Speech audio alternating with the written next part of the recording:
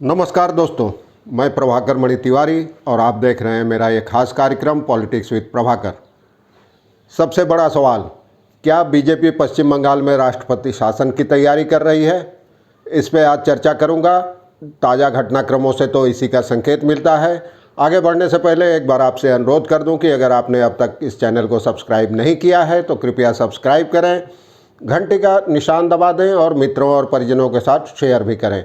और हाँ, टिप्पणियों के जरिए अपनी राय से ज़रूर अवगत कराएं, इससे मुझे इस कार्यक्रम को और बेहतर बनाने में मदद मिलेगी। तो चलिए आगे चर्चा करते हैं। क्या बीजेपी पश्चिम बंगाल में चुनाव बाद की कथित हिंसा के मुद्दे पर राष्ट्रपति शासन की तैयारी कर रही है? हाल के घटनाक्रम को ध्यान में अगर रखा जाए तो संकेत तो यही मिल रहे हैं। मिसाल के तौर पर प्रदेश अध्यक्ष दिलीप घोष से जब सवाल पूछा गया कि क्या बीजेपी और केंद्र सरकार बंगाल में राष्ट्रपति शासन की तैयारी कर रही है, तो उनका कहना था माहौल तो ऐसा ही है, अब इसे देखने के लिए लोग हैं, वो देखेंगे, कानूनी पहलुओं पर विचार करेंगे। उन्होंने सीधे तौर पर इनकार नहीं किया। और आपको बता दें कि बीजेपी के तमाम दूसरे नेता, बैरकपुर के सांसद अर्जुन सिंह हों या विपक्ष के नेता शुभेंदु अधिकारी, बहुत पहले से धारा 356 के इस्तेमाल की वकालत करते रहे हैं। इसके अलावा ताज़ा घटनाक्रम में शुभेंदु अधिकारी को एक सप्ताह के भीतर दोबारा अचानक दिल्ली बुलाया गया है। इससे पहले आप जानते हैं राज्यपाल जगदीप धनखड़ दिल्ली दौरे पर दो बार केंद्रीय गृह मंत्री अमित शाह से मुलाकात कर चुके हैं। उन्होंने बंगाल में चुनाव बाद की हिंसा पर अपनी रिपोर्ट दी है। जाने से पहले उन्होंने मुख्यमंत्री ममता बनर्जी को एक कड़ा पत्र लिखा था। और अब भी जब वो उत्तर बंगाल के दौरे पर है तो वहाँ से ट्वीट के जरिए लगातार हमले कर रहे हैं सरकार पर चुनाव बाद की हिंसा के लिए। आज यानी मंगलवार को भी उन्होंने कूच बिहार के सांसद निशित प्रामाणिक से मुलाकात के बाद एक ट्वीट में सरकार पर हमला किया। उन्होंने कहा कि निशित प्रामाणिक ने जानकारी दी है कि चुनाव बाद हिंसा जारी है और कई इलाकों में उल्टे और बढ़ रही है। अब कलकत्ता हाई कोर्ट के एक ताज़ा फैसले ने भी बीजेपी को एक हथियार दे दिया है मजबूत। आप जानते हैं कलकत्ता हाई कोर्ट ने 18 जून को जो याचिकाएं दायर हुई थी कथित हिंसा के मुद्दे पर, उनकी सुनवाई के बाद राष्ट्रीय मानवाधिकार आयोग से इस मामले की जांच करने को कहा था और सरकार पर भी हमले किए थे। सरकार की चुप्पी के लिए उसे कटघरे में खड़ा किया था और कहा था कि जब ऐसी शिकायतें आ रही हैं चारों तरफ से तो सरकार अपनी जिम्मेदारी से मुक्त नहीं हो सकती है, अपनी जिम्मेदारी से बच नहीं सकती। उसे देखना होगा कि तमाम लोग शांति के साथ अपने घर लौट सकें जो बेघर हुए हैं।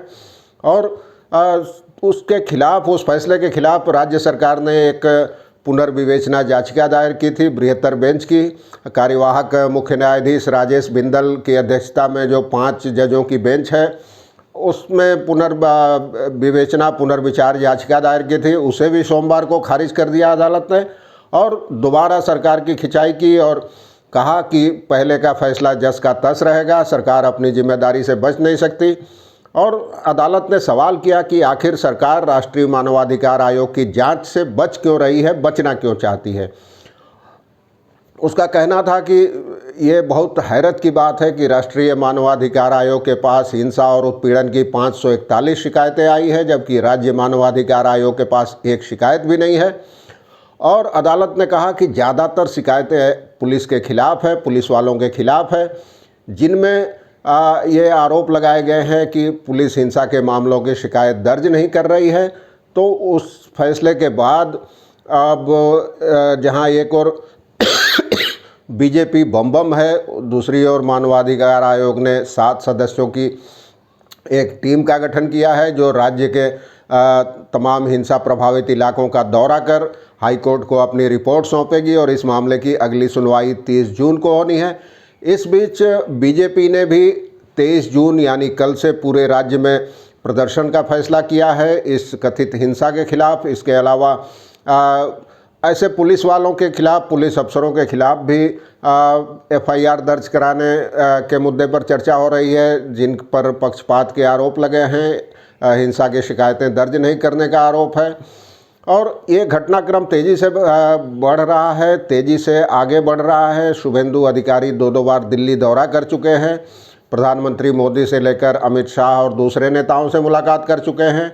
इधर राज्यपाल ने भी 4 दिन के दौरे में 2-2 बार अमित शाह से मुलाकात की और लगातार पहले से ज़्यादा हमलावर बने हुए हैं। दूसरी बार तो अमित शाह से मुलाकात करने के बाद उन्होंने कहा कि बंगाल में लोकतंत्र का दम घुट रहा है, कानून व्यवस्था नामक कोई चीज़ ही नहीं है।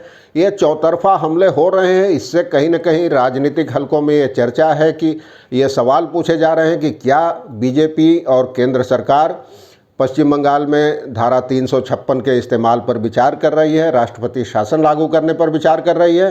हालांकि टीएमसी के नेताओं का कहना है कि मौजूदा हालात में बीजेपी या केंद्र सरकार ऐसा कुछ नहीं कर सकती, लेकिन टीएमसी के एक नेता का कहना था कि मौजूदा केंद्र सरकार बहुत अनप्रेडिक्टेबल है, इसके बारे में कुछ कहना मुश्किल है कि कब क्या कर देगी। वे इसके लिए नोटबंदी और जीएसटी समेत तमाम मुद्दों का हवाला देते हैं। तो पश्चिम बंगाल की राजनीति आप जानते हैं, चुनाव के पहले से जो गरमाई थी वो अभी भी लगातार उसमें गर्माहट बढ़ रही है। हमले और जवाबी हमले हो रहे हैं। और टीएमसी का और एक मुद्दा था, शारदा मामले में जो सुनवाई पिछले महीने गिरफ्तारी के बाद हुई, तो मुख्यमंत्री ने हलफनामा जो दिया था तो अदालत ने उसे लेने से इनकार कर दिया। इस मुद्दे पर सुप्रीम कोर्ट गई हैं ममता बनर्जी। और बीजेपी में जो आपसी झगड़ा और आपसी तमाम चीज़ें, अंतरकला, अंतर्विरोध चल रहा है। अलीपुरद्वार के 8 नेता कल टीएमसी में शामिल हो गए। दूसरी ओर बीजेपी भी किसी कीमत पर हिंसा के मुद्दे को छोड़ना नहीं चाहती, तो उसके तमाम नेता रोजाना बयान दे रहे हैं कि अभी भी हज़ारों लोग बेघर हैं और 40 से ज़्यादा लोगों की हत्या हो चुकी है चुनाव बाद की हिंसा में। दूसरी ओर ममता बनर्जी का कहना है कि छिटपुट घटनाएं हुई और बाकी जो हत्याएं हुई वो बीजेपी की अंतरकलह का नतीजा है, नए और पुराने के बीच जो झगड़ा चल रहा है उसका नतीजा है। तो ये सब चीज़ें चल रही है बंगाल की राजनीति में। तो लाख टके का सवाल ये है कि क्या बीजेपी के नेतृत्व वाली केंद्र सरकार मौजूदा हालात में पश्चिम बंगाल में धारा 356 का इस्तेमाल कर राष्ट्रपति शासन लागू करने का साहस दिखाएगी, खासकर ऐसे समय जबकि टीएमसी को हाल के विधानसभा चुनाव में रिकॉर्ड वोटों से जीत मिली है, रिकॉर्ड सीटें मिली है। लेकिन राजनीति में कुछ कहना मुश्किल है, कुछ भविष्यवाणी करना मुश्किल है। इसलिए अभी कुछ सिर्फ कयास और अटकलों का दौर ही लगातार तेज हो रहा है।